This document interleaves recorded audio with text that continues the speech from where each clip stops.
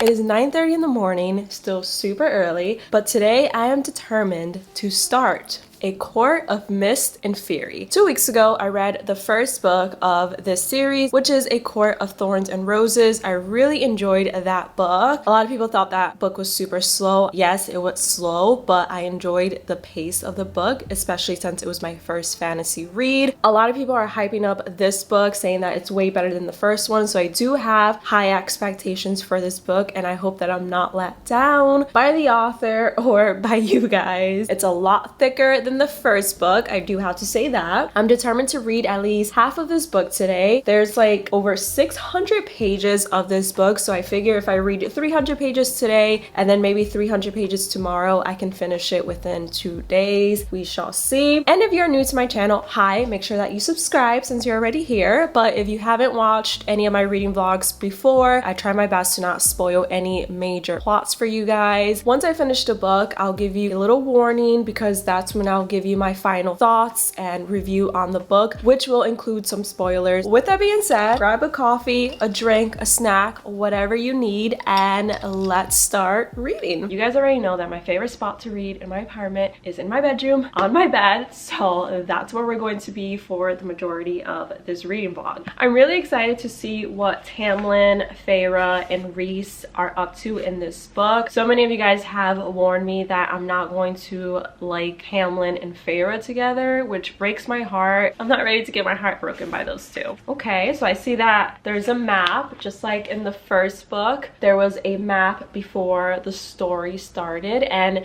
in the first book I didn't really understand the map, but now that I know about the fairies, their lands, and the Mortarlands, I actually can look at this map and understand it. So I'm improving, you guys. Maybe I'd always been broken and dark inside.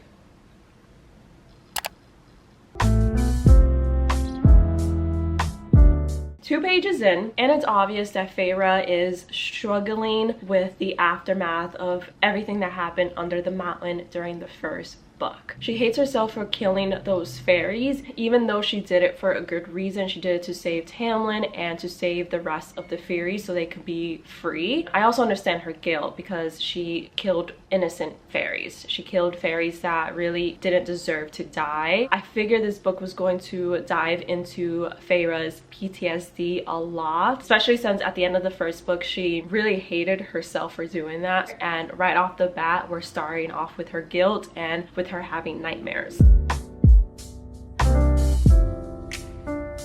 So this book takes place 3 months after the events of the first book, and Feyre is still struggling with the reality that she is High Fae, along with obviously her PTSD for killing those innocent fairies. It seems like Rhys hasn't called upon his bargain with Feyre. Towards the end of the first book, he made a deal with Feyre that if he healed her, because she was about to die of an infection, if he healed her, then she would have to spend 1 week out of the month with him for the rest of their lives, which is eternity because they don't die. And he hasn't shown up in those 3 months. Feyre's obviously worried about when he'll show up. I'm curious to know why he hasn't shown up though.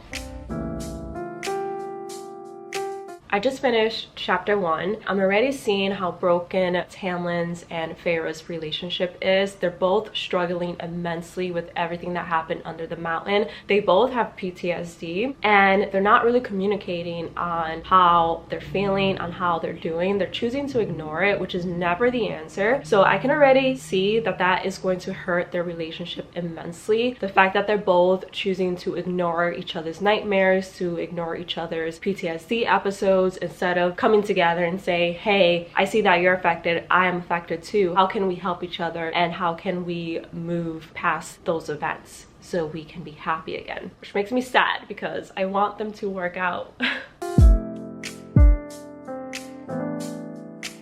Oh, okay. Tamlin and Feyre are engaged. It's been 2 months that they've been engaged, and I honestly get the vibe that Feyre isn't happy about it, so that's weird to me. I also feel like she kind of blames Tamlin for everything that happened, which to me, it's unfair. I don't know, their relationship just seems really different to me. It's not the same as it was in the first book, and I'm only 10 pages in, and I already notice it.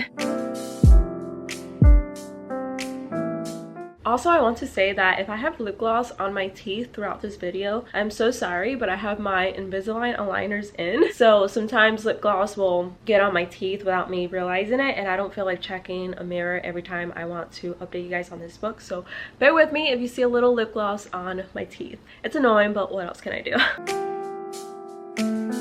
It seems like even though there's trouble in Feyre's and Tamlin's relationship, they are still able to get spicy in the bedroom. It seems like that department isn't lacking in their relationship, but they're still choosing to ignore everything else. So Mr. Rhys, or should I say Sir Rhys, because he's High Lord, he finally made an appearance in the book. Of course, it had to be on Feyre's wedding day, although it doesn't seem like Feyre wanted to get married. I think that she obviously loves Tamlin, but she doesn't want to marry him and become a princess of some sort that just plans parties and events. She is not that type of female. So Rhys showed up as soon as Feyre was asking for help to get out of the wedding. Well, she was saying it in her mind, and I guess he heard her through their bond because of the deal that they made, and now she has to spend a week with him. Feyre doesn't think that she is worthy to be with Tamlin because of what she did under the mountain, which I think is ridiculous because she did all of those things for him, and obviously he doesn't, or at least I don't think he resents her for killing innocent fairies. She had to do it in order to free him and to free the rest of the creatures. It's really annoying that they just don't talk about it and address their issues, but again, I understand because everyone deals with PTSD and grief differently. It's not easy to confront your trauma, so it makes sense that they're choosing to ignore it instead. Also, Feyre has mentioned a couple of times something about a mating bond that hasn't happened between her and Tamlin yet. I have a feeling it's not going to happen, and Rhys will be the reason why it doesn't happen. I still don't like him. Even though he helped Feyre at the end of the first book, his actions were questionable. Rhys is being caring in this book. Is he in love with Feyre? He's concerned with the fact that she lost weight. He wouldn't be concerned if he didn't care, right? So that gives me the vibe that he cares more about Feyre than he's let on. Interesting. Rhys just said what I thought about Tamlin in the first book, that he didn't fight hard enough. That was one of my complaints during my review for A Court of Thorns and Roses. I felt like Tamlin really did sit on his ass for the majority of the book. I felt like he didn't fight hard enough for his spring court, for Feyre, for himself. I feel like he gave up early on in the book, and Rhys just told Feyre that, and I 100% agree with him on that point because I thought the same damn thing.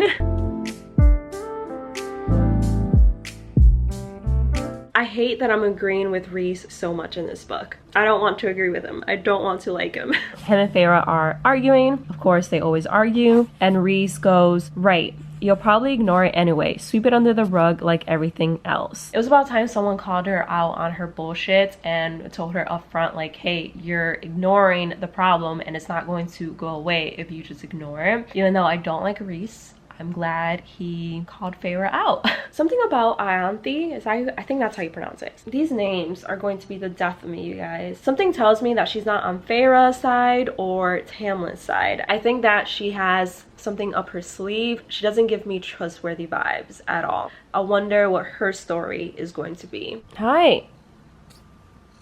I can't believe Tamlin just did what he did to Feyre. He did the one thing she feared the most. He's being overprotective, and I understand why. She almost died under the mountain in the first book. I guess that's the only way he knows how to keep her safe, is to be overprotective. But what he just did is not the way to do it. My friend, you have to go about it in a different way.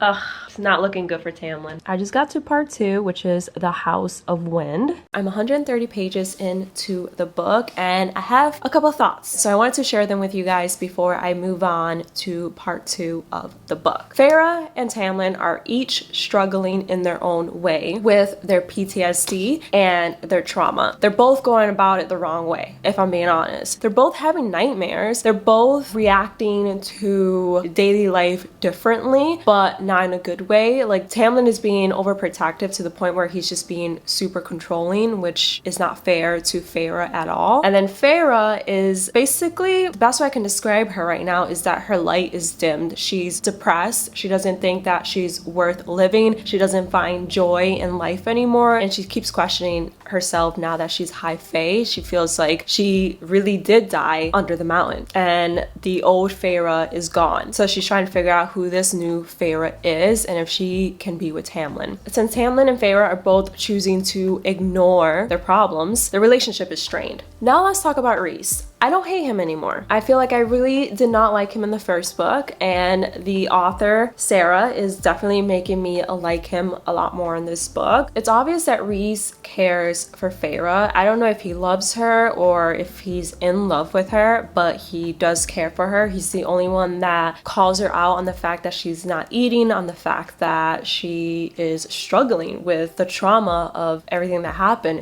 in the first book. So far, I'm really enjoying the book though. I'm curious to see what part 2 brings. Let's continue reading. Feyre is so maddening sometimes. I literally feel like shaking her. Guys, I think Feyre is questioning her love for Tamlin. I'm sad. She goes, I'm thinking that I was a lonely, hopeless person, and I might have fallen in love with the first thing that showed me a hint of kindness and safety. And I'm thinking, maybe he knew that. Maybe not actively, but maybe he wanted to be that person for someone. And maybe that worked for who I was before. Maybe it doesn't work for what I am now. Are they not gonna be together? It sounds like she doesn't love him anymore. And like, I get it. It's been 3 months since everything happened, but how do you stop loving someone that you were ready to die for so quickly? I don't know if I like that. I just met all of Rhys' inner circle and I love them. He has 2 badass females in his inner circle, one which is more, and I absolutely love her. I love her sassiness and her attitude. She calls Rhys out on his bullshit and I live for that. I just learned a lot more about where Rhys comes from, who his parents were, his background and all of that, and I definitely sympathize with his upbringing a lot.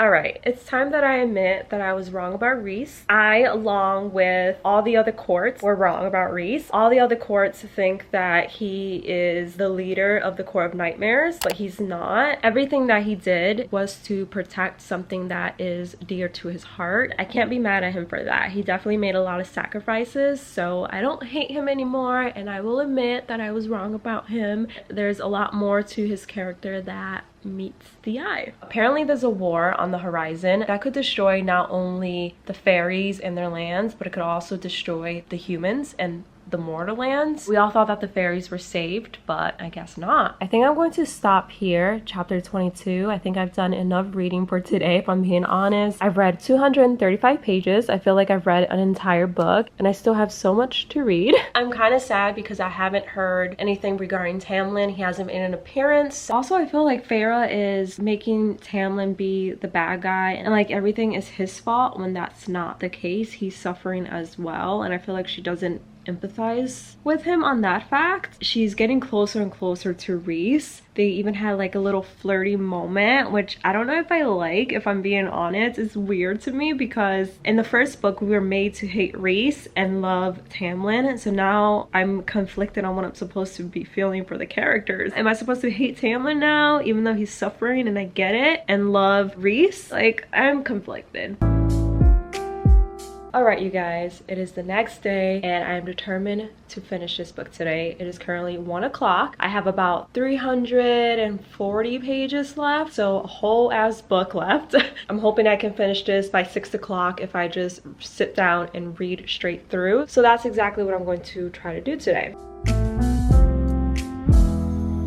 Finally, Feyre stood up to her annoying ass sister, Nesta. I'm so proud of Feyre for doing that. Feyre is visiting her sisters for the first time as High Fae. Obviously, her sisters don't like the fairies and want nothing to do with their kind, but now that their sister is a High Fae, they have no choice but to try to accept her. Obviously, Nesta's being rude about it. So Feyre goes, I can eat, drink, fuck, and fight just as well as I did before. Better even.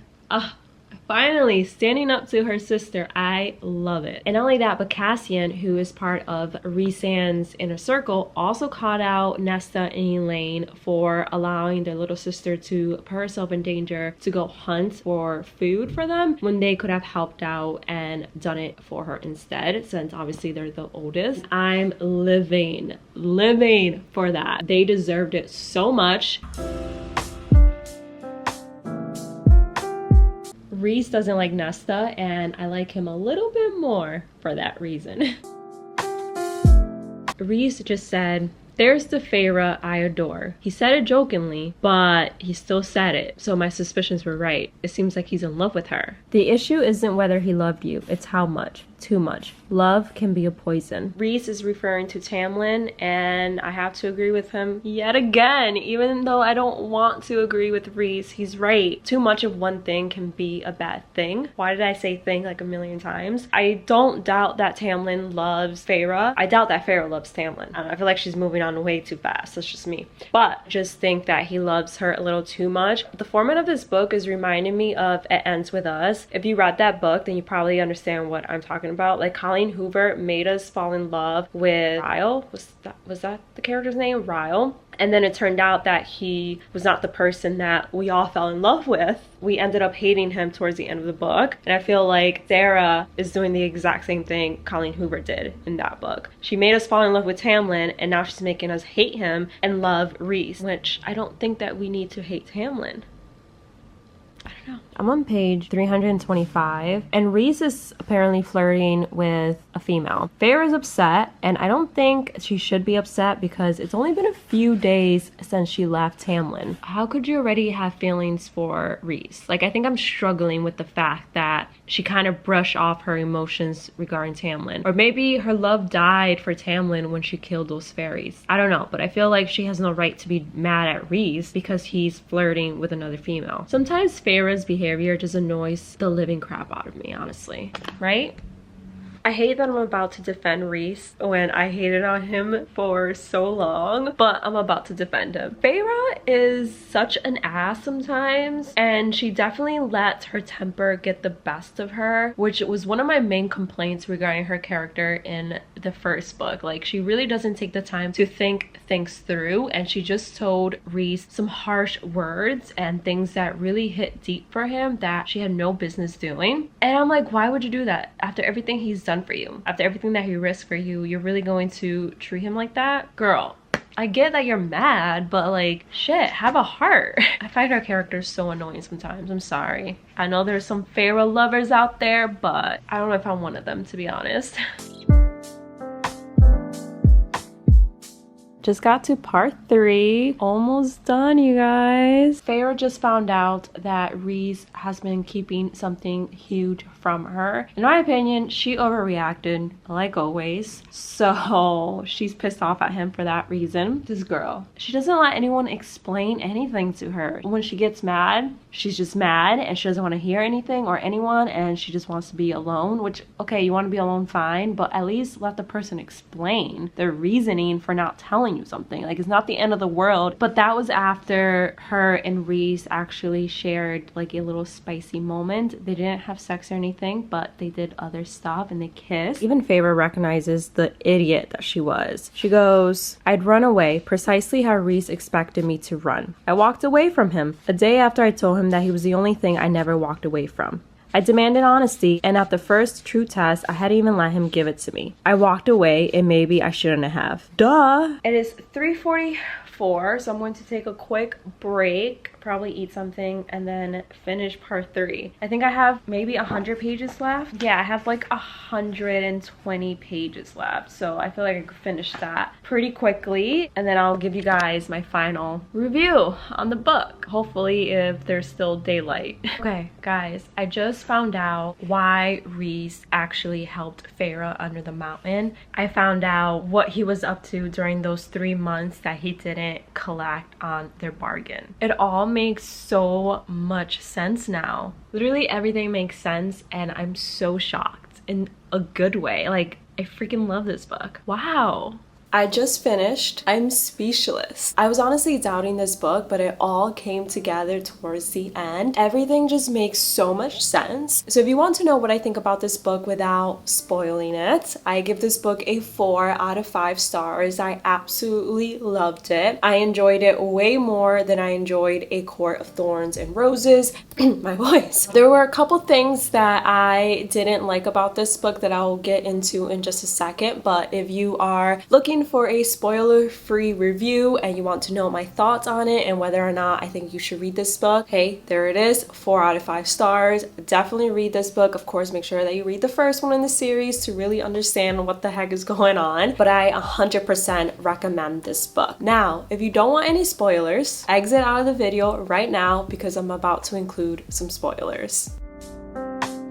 I think from the very beginning of this book, I had a suspicion that Feyre and Rhys were going to be mates, especially since that topic was brought in the first book when Tamlin was explaining to Feyre what a mate was. I always thought it was weird that they never mated to one another in the first book, despite being so in love. When Feyre was bringing it up in this book, I was like, okay, I think Rhys is going to be the reason why she hasn't mated with Tamlin, and Lord and behold, she made it with Rhys. I had no idea Rhys knew Feyre was his mate and that he knew when she was a human. That was a complete shock to me, and that they actually unsubconsciously knew about each other when she was still human. Before she even met Tamlin, she had a connection with Rhys, so that took me by complete surprise. I was shocked. One thing I don't like about this book is Feyre's attitude. I just found her really annoying at times. Again, I mentioned it before, but her temper really got the best of her, especially when she found out that Rhys knew he was her mate. She even caught herself. She basically was like, I think I overreacted. There was a reason why he didn't tell me, and I walked away from him, feeding into his insecurities that she would walk away from him. So that was annoying, but you know, a main character is allowed to have flaws, and Feyre definitely has flaws, but that's okay. I love Rhys, even though I hated him at the beginning of this book. Everything that he did it to protect his city and to protect his family, his inner circle, and everything and everyone that he loved. So he definitely made a lot of sacrifices, but I don't like how the author forces the reader to hate Tamlin. I don't agree with his actions, especially his actions towards the end of the book when he forcibly got Feyre back. What an asshole move. But I also don't want to hate him completely yet because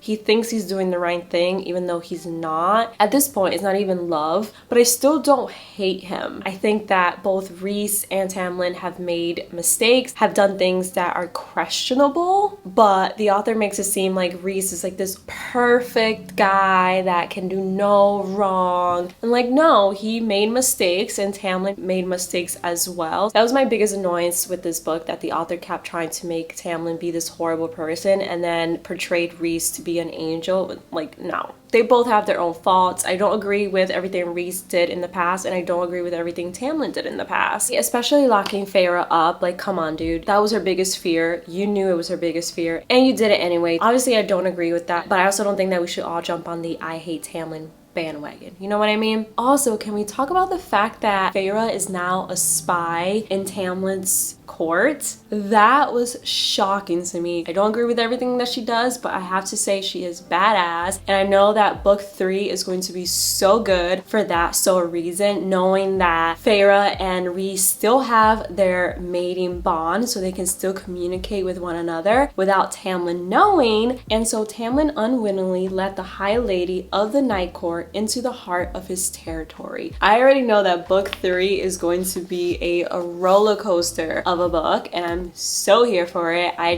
can't wait to read it. This book ended on such a good cliffhanger. When I read that last line, I was like, man, book number 3 is going to be so good. So good. Another thing that I want to mention about this book is that I loved how the author wrote it. She was super descriptive, and I felt like I was living through what the characters were living. As I was reading, I felt like I was watching a movie at the same time because the author was so descriptive. So I absolutely love her writing in this book. Overall, again, I give it a 4 out of 5 stars. Highly recommend to read this book if you read the first book. I honestly can't think of anything else that I want to say aside from the fact that I was blown away by this book. Absolutely love it. And if I think of anything else, then I'll include it in my monthly book wrap-up video at the end of May. But as of now, just know that I love this book. Highly recommend for you guys to check it out. Let me know in the comments below if you have read this book. I would love to know your opinions. Do you agree with what I said? Do you disagree? And let me know if you guys want to see a reading vlog featuring book 3 of the series. Is that the last book of the series? I don't know if there's another one. And that's pretty much it for today's reading vlog. I really hope you guys enjoyed watching. If you did, don't forget to give this video a big thumbs up. Don't forget to subscribe. I would love to have you a part of my channel, and I'll see you guys in the next one. Bye guys.